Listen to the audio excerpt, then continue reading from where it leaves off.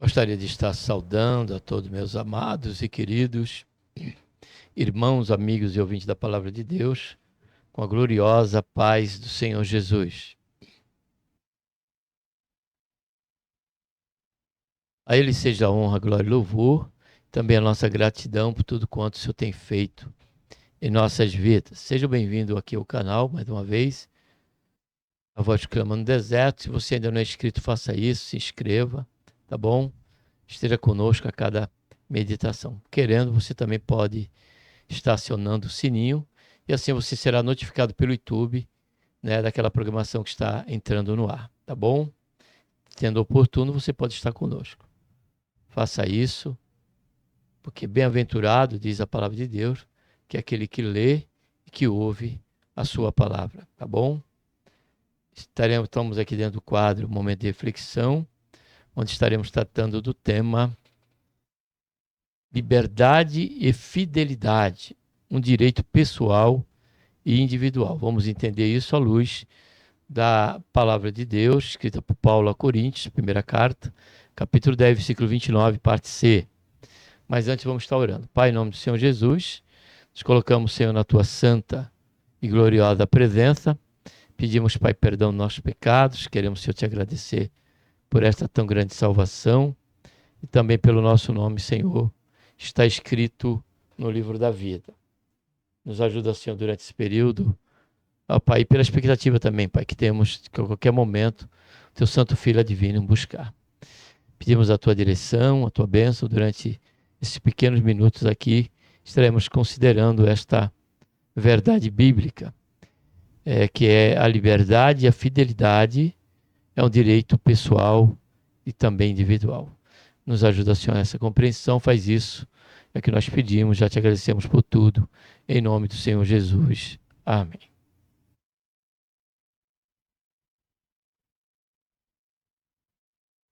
Estaremos aqui lendo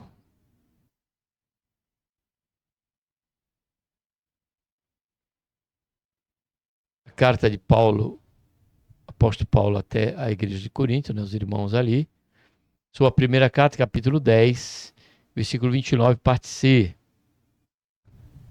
Pois porque há de ser julgada a minha liberdade pela consciência de outro? Paulo, ele trata, né, no capítulo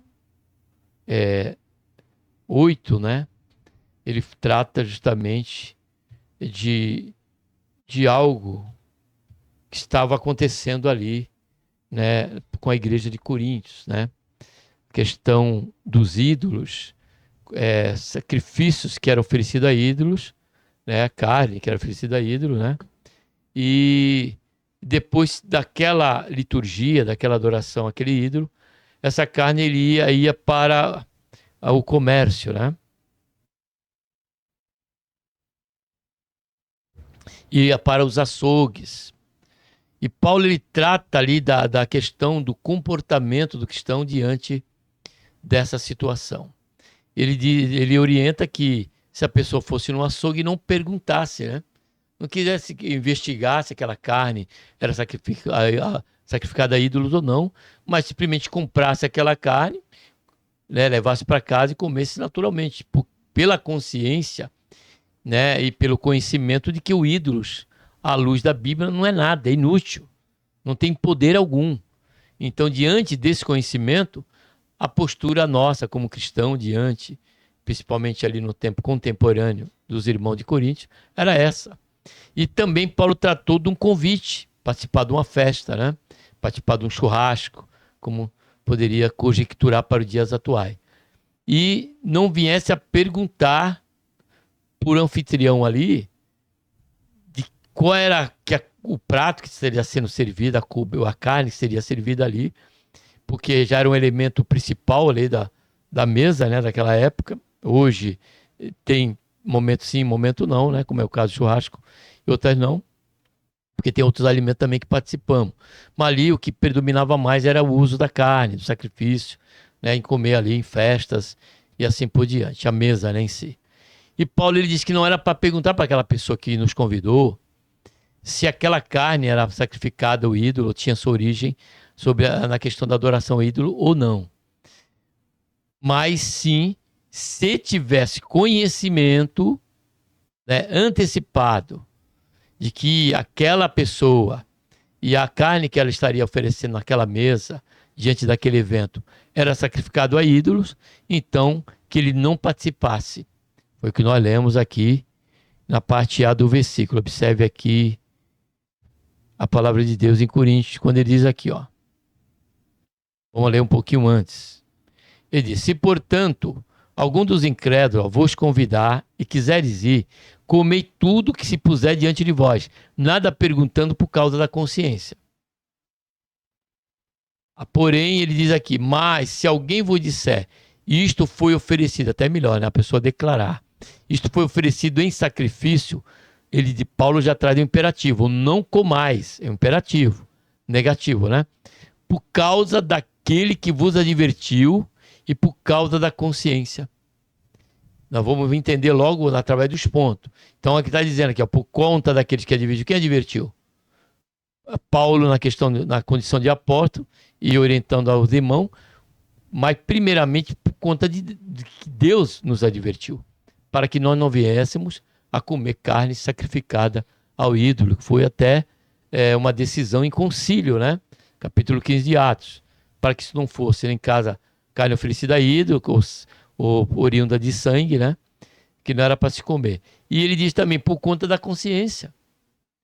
Então, quando diante disso, é que ele escreve aqui no versículo 20, aí diz aqui, ó, segundo agora, aí no versículo 28 ele diz, consciência, digo, não a tua, mas a do outro, no caso ali, da pessoa que relatou e disse que era para os ídolos. Ele diz, pois, por que há de ser julgada a minha liberdade? Pois que o tema vem, liberdade e fidelidade, um direito pessoal e individual. Ele diz, porque há de ser julgada a minha liberdade pela consciência de outro? Observe bem, nós não podemos estar vivendo, amados, na nossa vida cristã e preocupada na questão do nosso testemunho, do que a pessoa vai dizer. Porque, amados, se é incrédulo, se é infiel, e se nós estamos fazendo com a consciência, em obediência e fidelidade a Deus, não é ele, a consciência dele que vai nos julgar, e sim, né, o nosso temor e o nosso compromisso a Deus, da fidelidade que temos e de compromisso de sermos fiéis a ele em tudo. Porém, eu vou abrir mais novamente, aí Paulo ele diz aqui, ó, aí ele chega no versículo 29, ele diz, digo não a tua, mas do outro, agora, pois, aí agora ele traz para nós, está se referindo a nós, diz, pois porque há de ser julgada a minha liberdade, ó, pela consciência de outro. Então, Paulo está falando, está tratando, e por isso que foi justamente nessa leitura, na minha leitura devocional, que o Senhor me despertou para este tema, né? Uma liberdade e fidelidade, né? Depois eu abro a Bíblia novamente, vamos ler alguns versículos. Liberdade e fidelidade, um direito pessoal e também individual. Então vamos aqui, depois dessa introdução, para os pontos como é de costume. Liberdade e fidelidade, um direito pessoal e individual, por um compromisso com a palavra de Deus. Quando nós vamos para Isaías, olha só, quando nós vamos para Isaías, depois nós voltamos para cá. Quando nós vamos para Isaías capítulo 8, versículo 20, observe bem o que Deus diz na sua palavra, do profeta. 8, versículo 20. 8, versículo 20. Diz assim, ó. A lei e ao testemunho, se ele não falarem segundo esta palavra, nunca lhe rará a alva. Então a minha vida, o meu testemunho, o meu direito, com respeito à minha liberdade e à minha fidelidade a Deus, ela tem, por um compromisso, ela acontece, como direito pessoal e individual, por um compromisso com a palavra de Deus. Então o meu testemunho e a forma que eu vivo tem que estar relacionado ao que a Bíblia diz, não o que dizem, não a consciência de outro. Salmo 119, 105, todos nós conhecemos, quando o salmista ele teve esse compromisso. Ele diz, lâmpada para os meus pés é a tua palavra e luz para o meu caminho. E eu coloquei Jeremias também. Eu faço questão de abrir aqui. Jeremias capítulo 10, da parte 1 do versículo, na parte B. Jeremias 10, versículo 1 e 2 na sua parte B, até a sua parte B, quando diz assim, ó. Ouve a palavra do Senhor, ouve a palavra que o Senhor vos fala a vós, ó só, casa de Israel, que representa o povo de Deus. Então, logo, representa também, no nosso caso aqui, o princípio para nós como igreja. Assim diz o Senhor, parte A, né? E parte B, não aprendeis o caminho das nações. Então, logo, a nossa liberdade e fidelidade se dá por um compromisso com a palavra de Deus, e é um direito nosso. Por um compromisso com a própria consciência. Aí nós lemos no versículo de 1 Coríntios, capítulo 10, versículo 28. Capítulo 10, versículo 28, quando ele diz assim, ó. Capítulo 10, oh meu Deus, 1 Coríntios, capítulo 10, versículo 28, quando diz assim, agora vamos ficar aqui nessa carta, tá bom? Quando diz assim, ó, mas se alguém vos disser, isto foi oferecido em sacrifício, ó, não comais por causa daquele que vos advertiu e por causa da consciência. Então, a nossa liberdade e fidelidade, como um direito pessoal individual, se dá por um compromisso com a palavra de Deus. Primeiro ponto. Segundo, por um compromisso com a nossa própria consciência. E por último, por um compromisso único de glorificar a Deus. Então, a nossa liberdade e fidelidade não é aleatória, não é de qualquer maneira. Se dará essa liberdade por uma questão de um compromisso único. Em quê? Em glorificar a Deus.